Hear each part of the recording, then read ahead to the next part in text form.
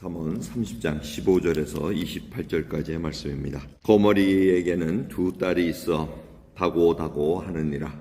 족한 줄을 알지 못하여 족하다 하지 아니하는 것 서넛이 있으니 곧 음부와 아이 베지 못하는 태와 물로 채울 수 없는 땅과 족하다 하지 아니하는 불이니라. 아비를 조롱하며 어미 순종하기를 싫어하는 자의 눈은 골짜기에 까마귀에게 쪼이고 독수리 새끼에게 먹히리라. 내가 심히 기이 여기고도 깨닫지 못하는 것 서넛이 있나니 곧 공중에 날아다니는 독수리의 자취와 반석 위로 기어다니는 뱀의 자취와 바다로 지나다니는 배의 자취와 남자가 여자와 함께한 자취며 음녀의 자취도 그러하니라. 그가 먹고 그 입을 씻음같이 말하기를 내가 악을 행치 아니하였다 하느니라.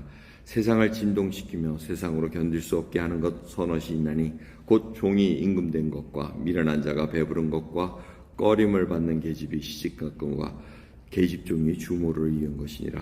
땅의 작고도 가장 지혜로운 것 넷이 있나니 곧 힘이 없는 종류로 돼 먹을 것을 여름에 예비하는 개미와 약한 종류로 돼 집을 바위 사이에 짓는 사방과 임군이 없으되 다 때를 지어 다 나가는 메뚜기와 손에 잡힐만 하여도 왕궁에 있는 도마뱀이니라. 아멘. 말씀 보면 욕심에 대한 얘기, 채우지 못하는 욕심들 때문에 문제가 생기는 것, 그 다음에 또 마지막 단락을 보면은 자기의 분수에 맞는 삶, 그걸 영위하지 못할 때 세상이 진동, 세상이 어지럽게 된다는 것을 알려줍니다. 이 거머리에게 두 딸이 있어 다고 하느니라. 참 유명한 얘기입니다. 채워지지 않는 욕심이라는 것입니다. 이 거머리가 뭡니까? 피를 빨아먹습니다. 먹어도 자꾸 빨아먹는 게 거머리의 특성입니다. 그래서 이 욕심을 채우지 못하는 그러한 자들을 거머리라고 이렇게 얘기를 합니다.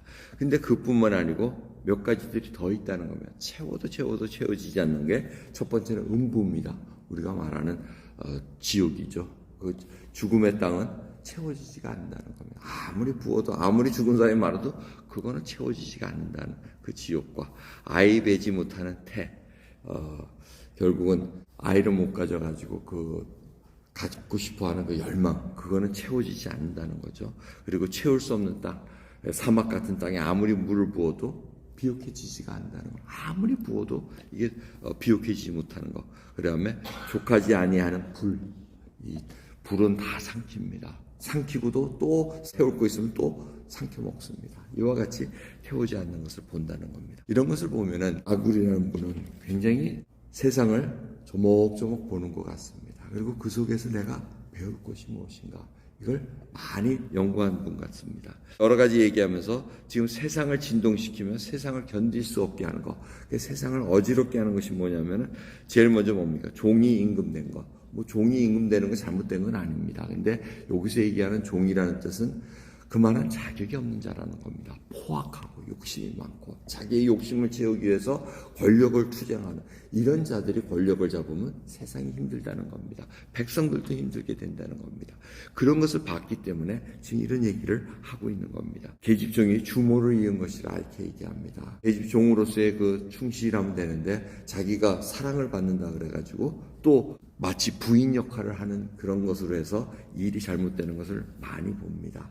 좋은 예가 바로 사라의 종 하갈의 예입니다. 하갈이 애를 낳으니까 자기 여주인을 아주 멸시하지 않습니까? 그래서 결국은 투쟁이 일어나가지고 엄청난 고난을 받는 것을 알 수가 있습니다.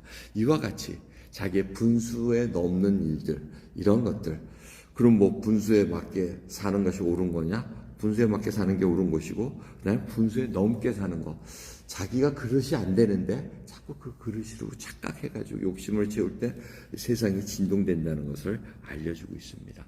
그래서 지혜를 배우라고 얘기합니다. 그래서 네 가지 이렇게 생물들을 얘기합니다. 첫 번째는 개미입니다. 부지런하게 일한다는 겁니다. 게으르지 않고 항상 다음 해를 위해서 준비하는 이 개미를 얘기하고, 또 메뚜기를 얘기합니다. 메뚜기가 굉장히 협동심으로 몰려다니지 않습니까? 몰려다니면서 있는 것들을 아주 하나하나 따져보면 굉장히 약한 생물이지만 이것이 모여가지고 움직일 땐 굉장히 협동심이 강하고 모든 것을 다 삼키는 그런 정도의 파워가 있다는 겁니다. 그런 협동심을 또 배웠다는 겁니다. 그리고 떼를 지어 나가서 도마뱀이 있다는 겁니다. 손에 잡힐만 해도 왕궁에 있는 도마뱀. 그 다음에 바위 사이에 집을 짓는 사반은 토끼라든가 산 너구리를 이렇게 의미합니다. 굉장히 연약합니다. 자기들이 몸을 보호하기 위해서 도마뱀이라든가 이 사반은 바위 사이에 집을 짓는다든가 도마뱀은 왕궁에 들어간다는 겁니다. 그러니까 그만큼 자기를 보호할 능력이 있다는 겁니다. 여러분 우리가 지혜롭게 행동을 해야 됩니다. 오늘 이 잠언 30장 또 내일 볼 31장 이 모든 것은 솔로몬이 이렇게 얘기한 게 아니고 다른 사람들이 얘기한 겁니다. 그러니까 결국 이것은 뭘 얘기합니까? 하나님을 경외하는 자는 하나님의 지혜를 부어주신다는 겁니다. 저희들도 예외가 없습니다. 누구 믿음 좋은 사람만이 하나님의 지혜를 받을 수 있다? 그게 아닙니다. 뭐 특출난 사람만이 하나님의 지혜를 받느냐? 그게 아닙니다. 우리가 하나님을 경외하기만 하면 하나님의 뜻에 순종하고 하나님이 어떠한 분인 걸 점점 깊이 알면 알수록 하늘이 부어주시는 지혜가 있다는 겁니다. 욕심 부리지 않고 정말 그 속에서 하나님의 부어주신 은혜 가운데 자족할 줄 알고 입에서 찬양과 감사가 끊이지 않는다면 이게 바로 하나님을 경외하는 것입니다. 그 하나님의 경외함 속에서 하나님의 지혜를 얻으며 오늘도 저희들 이 2023년 마지막 캘린더 한 장 한 장 넘어가면서 과연 내가 이제 새해는 어떻게 맞이할 수 있는가 이 준비가 돼야 됩니다. 2023년 아무리 힘든 일이 있었고 내가 정말 분수에 넘는 일들을 행했고 뭐 이런 일들이 있을지라도 하나님께 회개하고 또 새해를 준비하는 저와 여러분 되기를 간절히 바랍니다. 기도하겠습니다. 하나님 감사합니다. 오늘도 하루를 허락하셨나이다. 이 하루가 지나면 또 내일이 오고 내일이 지나면 또 새 하루가 또 맞이하게 될 터인데 저희들이 언제 그날을 맞이할 수 있을는지는 확답할 수가 없나이다. 하나님만이 알 수 있나이다. 하지만 저희들에게 생명을 주시고 호흡할 수 있는 시간을 허락한 만큼 저희들 충성되게 살아갈 수 있도록 믿음 부어주시고 하나님을 경외하는 자로 살아갈 수 있도록 오늘도 족한 은혜 부어주옵소서. 감사드리며 예수 그리스도의 이름으로 기도드리옵나이다. 아멘.